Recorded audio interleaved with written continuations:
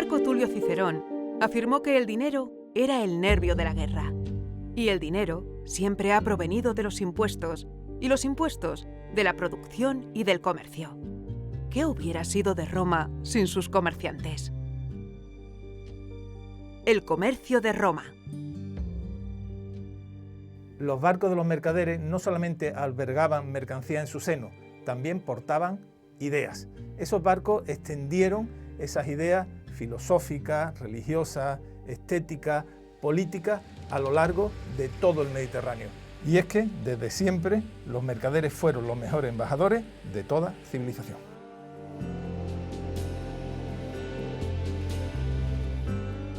Aunque desde el Paleolítico ya se practicaba un protocomercio, es a finales del Neolítico y durante el Calcolítico cuando nacen las grandes rutas comerciales y el comercio a gran escala. Y para ello los ríos fueron ejes absolutamente fundamentales. Por ejemplo, el Nilo, donde me encuentro, unió el corazón de África con el Mediterráneo. Estas grandes rutas que unían África, Asia y Europa se extenderían a lo largo y ancho de todo el Mediterráneo. Los testimonios de comercio más antiguos se encuentran allí donde hay escritura. Mesopotamia y Egipto son los primeros lugares con datos fiables de intercambios comerciales documentados por escrito. A pesar de ello, el registro arqueológico demuestra que el intercambio de materias y productos entre regiones distantes es mucho más antiguo. El caso egipcio puede servir de paradigma para el Mediterráneo, teniendo en cuenta que se ha encontrado cerámica micénica en más de 50 yacimientos egipcios. El comercio fue muy importante en la antigüedad. El mundo egipcio fue importador y exportador de muchos bienes. El Nilo fue una gran arteria comercial. Sin embargo, fueron los fenicios los que se conoce que navegaban a lo largo y ancho del Mediterráneo. ¿Fueron los egipcios un pueblo marinero por el Mediterráneo y comerciante? ¿Hubo naves egipcias que iban a diversos puertos o se vendían las mercancías en el propio puerto egipcio y eran otros comerciantes los que se las llevaban?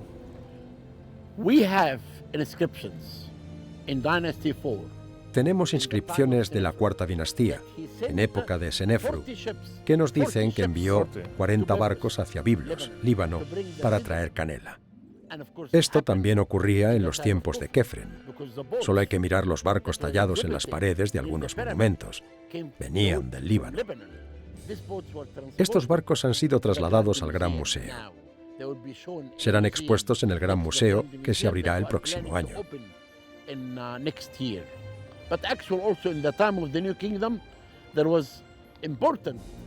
En el Imperio Nuevo había importantes rutas de navegación hacia Nubia por el Nilo y hacia el Mediterráneo, y tenemos testimonios de ello.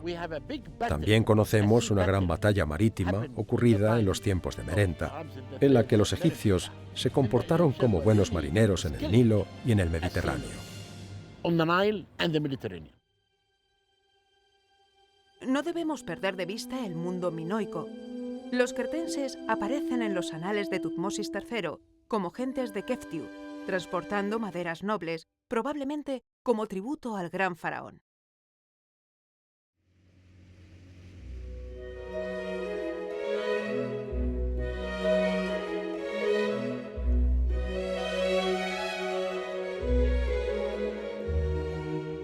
Plinio el Viejo aseguró en su Historia Natural que el valor de las importaciones en Roma, provenientes de China, India y Arabia, ascendían a la cantidad de 100 millones de sestercios, y que el valor de estas mercancías se multiplicaba por 100 en los mercados de Roma. Por tanto, el destino del comercio internacional en Roma era el termómetro de la salud del imperio. Eso exigía grandes despliegues militares muy costosos. Pero el comercio de lujo era solo para las clases adineradas, aunque también hubo comercio a otra escala. En el viejo Mediterráneo se navegó y comerció desde la prehistoria. Tenemos constancia de canoas del Neolítico y aquí vemos una curiosa réplica de un barco del bronce. Pero fue en el mundo romano cuando el comercio alcanzó mayor intensidad y una dimensión global si cabe. Y entre las rutas comerciales destaca con luz propia la ruta de la seda, que finalizaría en estas ciudades del Asia Menor. Y es que Roma fue una gran consumidora de productos de lujo, de seda, especias y otra mercancía ornamental. La producción de salazones fue habitual para todos los romanos, su consumo cotidiano. Era un producto sanitariamente seguro, algo que en la época era muy inusual. La gastronomía romana se está convirtiendo en un polo de atracción. En algunos lugares, como esta finca de Puerto Real en Cádiz, se organizan cursos prácticos. Algunas empresas se dedican actualmente a la producción de alimentos y bebidas con fórmula original romana. Aceite, vino y sobre todo el famoso garum son las estrellas del panorama. Vamos a seguir la pista a los grandes productos del comercio, viajando a algunos de sus centros de producción. La agricultura fue el primer elemento del comercio en Roma, y al igual que el aceite provenía de la Bética, el cereal lo hacía de Sicilia y de Egipto. Tengo a mi espalda el fértil, el ubérrimo Valle del Nilo, de cuya entraña provenía el grano que se reservaba para las legiones. Sicilia es un universo. Su paisaje se explica por sí mismo y otorga naturaleza al carácter de sus hombres y mujeres. Si se quiere conocer la historia del Mediterráneo, hay que venir a Sicilia. Un paseo por lo que fue la Magna Grecia, por ejemplo, en Agrigento, nos da una idea de sus pasados esplendores y de la gran capacidad osmótica del Mediterráneo para que los pueblos se instalaran en espacios diferentes a los de sus orígenes genuinos. La movilidad es la más humana de nuestras características. Sicilia es también, además de pasados esplendores, mar, sal y pesca. Cerca de Trapani, la Atunara de Bonaglia nos acerca a esta forma milenaria de explotación marina. Parece oírse el ronqueo. Huele a mar. En el extremo sureste de Sicilia, Portopalo di Capo Pasero da razón cumplida de nuestra visita. En Sicilia y a las orillas del viejo Mediterráneo vamos a conocer una pesquería y una factoría de salazones, probablemente de las más antiguas del Mediterráneo, que además dirige un equipo de la Universidad de Cádiz. ¿Qué es exactamente donde estamos? Esto es lo que solemos llamar una aglomeración secundaria, o sea, no es una ciudad, pero tampoco es un yacimiento pequeño, donde se dedicaron a salar el atún y hacer salsas fermentadas de pescado, el famoso garum, durante prácticamente 1000 años. Arqueológicamente yo diría que es la más antigua. Empezó probablemente en el siglo V a.C., la Grecia clásica, y se mantuvo hasta la antigüedad tardía, hasta finales del siglo IV o inicios del siglo V. Y lo que nos interesa es estudiar pues qué pescaban, cómo pescaban, el tipo de artes de pesca, qué hacían con todas las capturas en estas instalaciones, en las fábricas de salazones, qué vendían, cómo lo vendían y a qué lugares llegaban. Estos productos, lo sabemos por las fuentes clásicas, lo consumía desde el emperador hasta los esclavos. Y aquí hay una de las fábricas de salazones de época helenística que la hemos documentado y se ha empezado a excavar, y te dejo con el profesor José Juan Díaz, también de la Universidad de Cádiz, para que te explique un poco.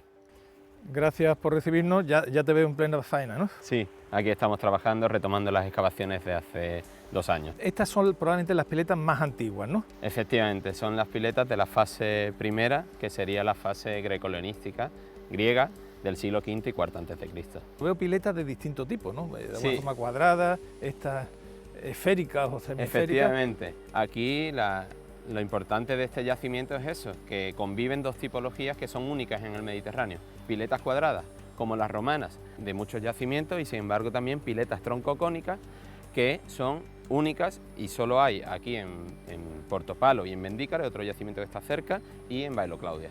En España siempre nos jactamos de la fama del garum gaditano. Es realmente esa fama un poco de chauvinismo, porque aquí en Sicilia también hay garum en otros puntos. ¿Se puede comparar en calidades? En los distintos puntos que tenemos, en cuanto sería la costa gaditana, la costa también atlántica marroquí actual, o después en el Mediterráneo central, la importancia que tiene es que va siguiendo la ruta del atún, del desove del atún. La importancia que tienen las salsas gaditanas, que es cuando el pescado aún está joven, y entonces las carnes son mejores. Aquí el pescado viene a desovar, pero todavía no ha desobado, con lo cual también son importantes.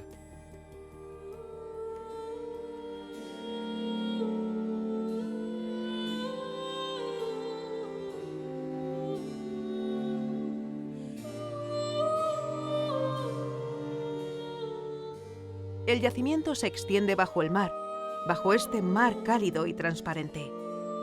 Desde aquí dentro, las cosas se ven de otra manera. Es la perspectiva del marinero que llega o que marcha.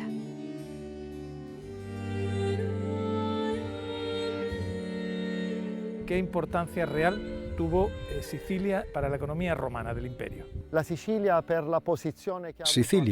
por la posición que ocupa en el centro del Mediterráneo, siempre ha desempeñado un papel importante desde un punto de vista comercial y social para todos los que pasaron por aquí, desde diferentes partes del Mediterráneo occidental y oriental.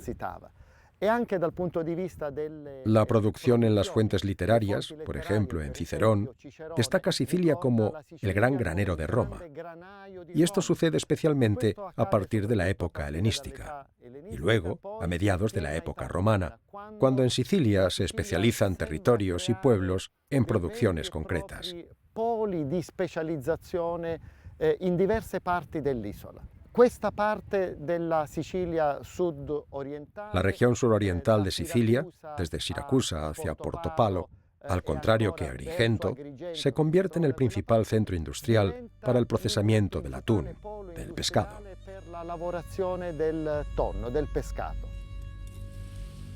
Los hallazgos se han sucedido durante la campaña, obteniendo una gran cantidad de nuevos materiales arqueológicos, potencialmente con un gran valor informativo. ¿Qué esperáis encontrar aquí? Dalle anomalie che abbiamo ricavato, abbiamo capito che potrebbero esserci strutture. Las anomalías del georradar nos indican estructuras que se colocan casi paralelas a la línea de costa actual. Son grandes construcciones que parecen vinculadas a otras estructuras de servicio portuario. Por lo tanto, esperamos que también sean instalaciones, depósitos para almacenar materiales como las ánforas que atestiguan el comercio.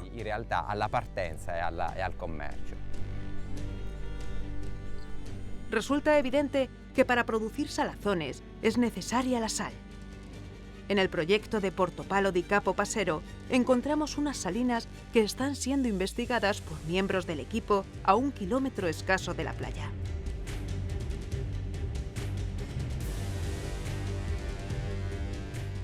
La producción de salsas y salazones se remonta a época griega en Portopalo.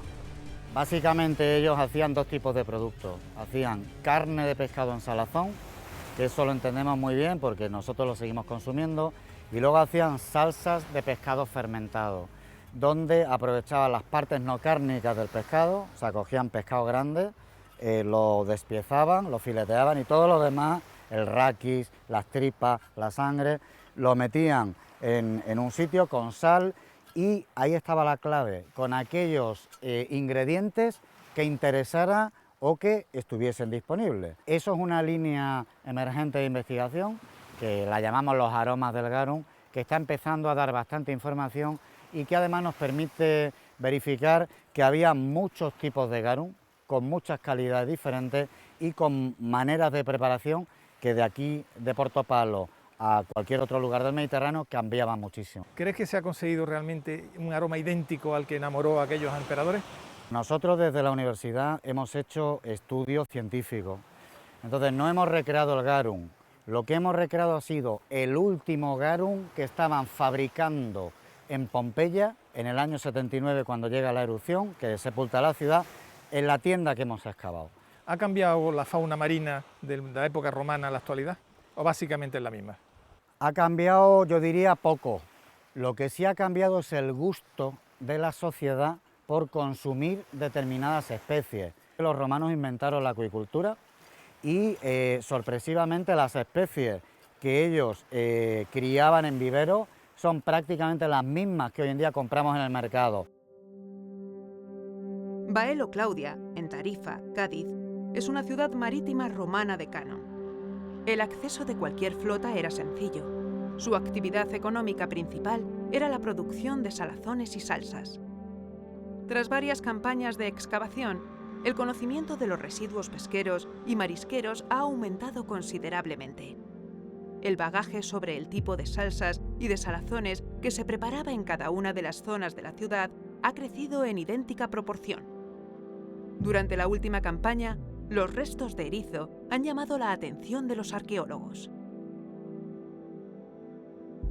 La preparación del garum tenía un proceso específico, como puede verse en esta exposición.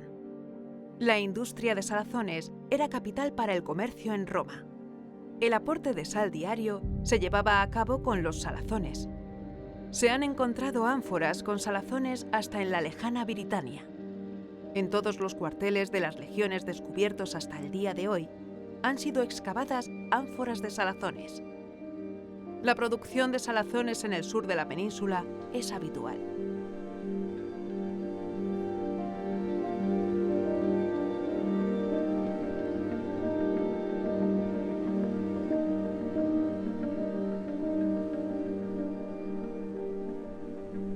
Puede pensarse que la cría de peces en cautividad es una actividad moderna del siglo XX en adelante, pero lo cierto es que los romanos, especialmente los de las clases adineradas, cultivaron esta afición con interés y espíritu de superación.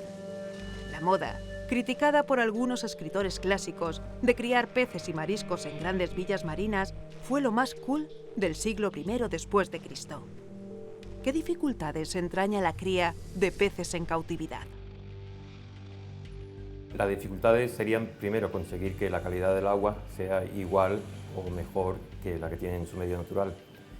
Hay varias formas de conseguir esto. La más fácil sería con un circuito abierto, o sea, cogemos agua, captamos agua del mar y va pasando por los tanques e interrumpidamente durante 24 horas renovamos el agua. Podría ser posible, pero en cuanto ya tenemos especies que no sean de aquí, del litoral, pues tenemos que trabajar con un circuito cerrado y ahí entra filtración mecánica, filtración biológica. Entonces se trata de mantener el equilibrio del agua en las mismas condiciones que las que tiene en su medio natural. No es fácil dependiendo de la especie.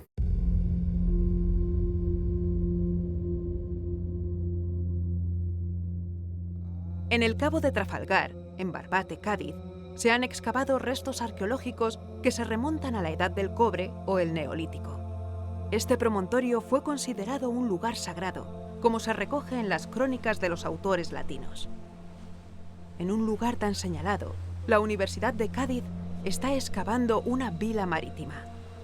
Es un yacimiento conocido historiográficamente, pero donde nunca antes se había excavado y que tiene la singularidad de ser la única villa romana de toda la antigua Bética donde hay instalaciones de acuicultura, una piscina, una pisquina, como llamaban los romanos, excavada en el intermareal, en el nivel geológico, donde los romanos criaban y engordaban pescados y moluscos. Es un modelo de explotación que los romanos desarrollaron sobre todo en la región de Nápoles, en la Campania, desde época tardo-republicana, y que sabemos que exportaron a diversas regiones con ese proceso de colonización itálica y que llegó aquí a las costas de Baética. Hemos encontrado también unas piletas de salazones, aproximadamente 10 balsas de salazón, con restos de las conservas primarias que estaban siendo realizadas cuando se abandona el yacimiento, que es aproximadamente en época Julio-Claudia avanzada, en época de Claudio o de Nerón. Pero lo que sí sabemos es que a partir de ese momento da la impresión de que se trasladan a la playa,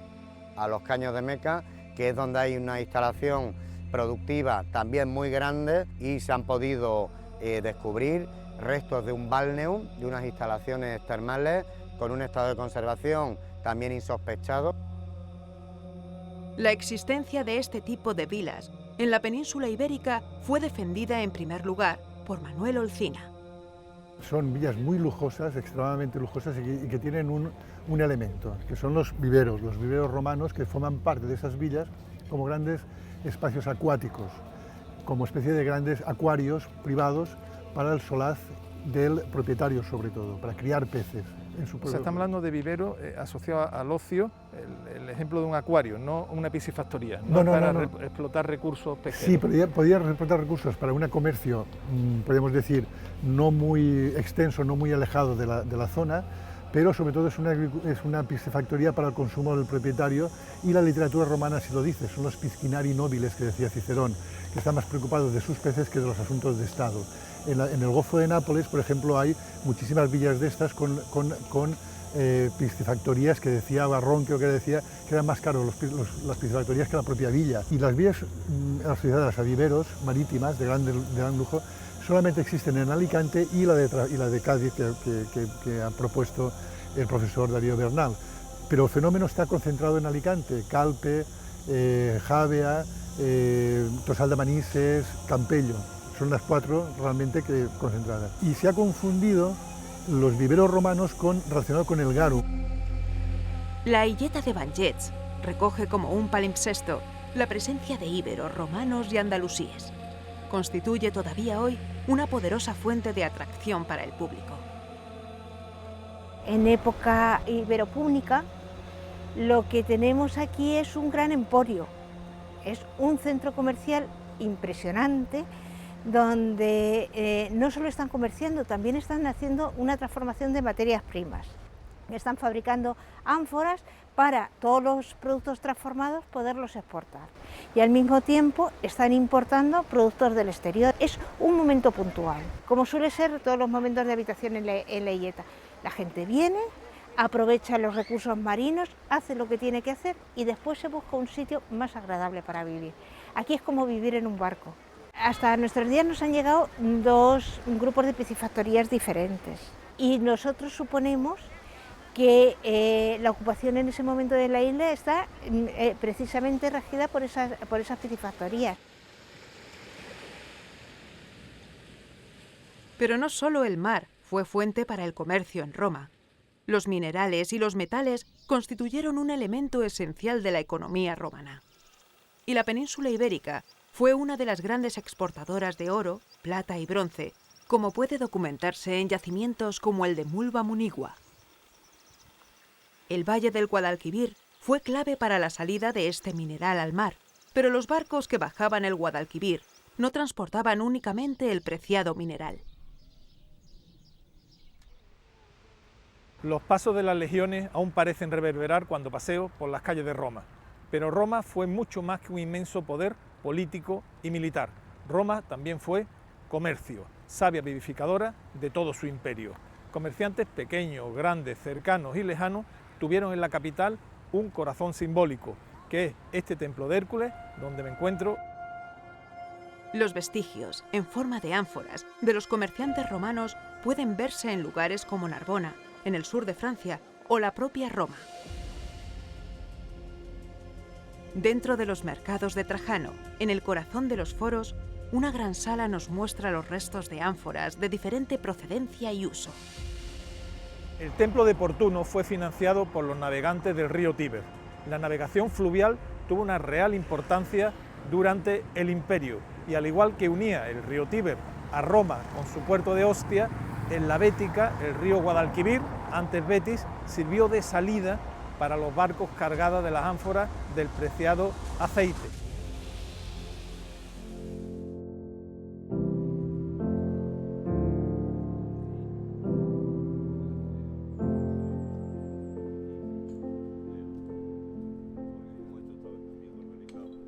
Me encuentro en el monte Testaccio, enclavado en el corazón de Roma.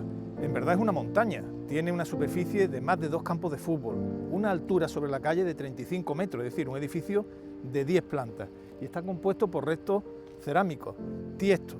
¿Qué es en verdad este monte Testaccio? Y para responder a estas y otras preguntas vamos a conversar con José Remesal, el mayor experto en la materia. Me siento en estos momentos en un lugar excepcional. Roma queda a nuestros pies, estamos en una montaña artificial porque se ven los tiestos. ¿Qué es el monte Testaccio? El monte Testaccio es un depósito exclusivo de tejos, de ánforas, de restos de ánforas que vinieron de la Bética, la gran mayoría, más o menos el 85%, durante los 3 primeros siglos del Imperio Romano. Y fueron tiradas aquí porque era un producto controlado por el Estado. Calculamos que aquí quedan los restos de unos 25 millones de ánforas. Cada ánfora traía 70 kilos. En la dieta mediterránea tradicional, el consumo de aceite es 1 kilo o 1 litro por persona y mes. Lo que queda todavía representaría la mitad de la dieta alimentaria de 1 millón de personas durante 250 años. Podemos saber la procedencia de esas ánforas. Si vemos una botella de vino hoy, de cristal o de lo que sea, veremos que en el cristal hay unas marcas. Esas marcas duran tanto como el cristal, que esos son los sellos que los alfareros ponían en los lugares de producción de la ánfora. Después vemos que la botella tiene una etiqueta de papel. Los romanos, la etiqueta era escribir directamente sobre la ánfora. Anotaban la tara del vaso, el nombre del comerciante y el contenido neto.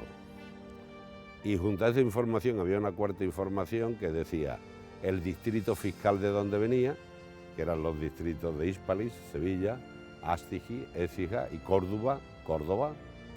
Decían quiénes habían realizado la operación. Había la testificación de que realmente contenía lo que se había dicho antes y además se indicaba el año, con la datación consular, en las que se expedía la ánfora. ¿Cuál es la técnica constructiva? Porque podemos hablar casi de construcción de este monte.